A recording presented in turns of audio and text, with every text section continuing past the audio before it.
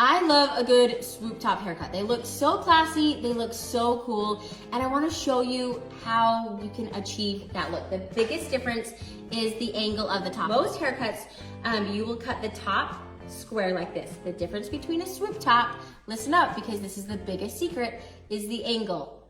I'm just going to adjust the angle of the top like so. Now the reason for that is because you need hair on this side, like if it's going to push over to this side, you need this hair over on this side to be a little bit longer to achieve that swoop top. If it's flat and you tried to swoop it over, the hair would end too soon. So let me show you exactly how to do this. So I've already cut the middle mohawk section to the length that I want. Now remember, I'm going to cut at this angle. So I'm going to take vertical parts, I'm going to pull the hair up.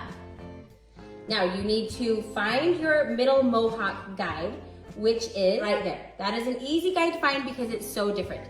But instead of cutting it straight across like we normally do, I'm going to angle my fingers at this drastic angle. Look at the difference. So instead of cutting it like this, see how that angle is different? Then I'm going to start at the middle mohawk guide and I'm going to cut that angle up.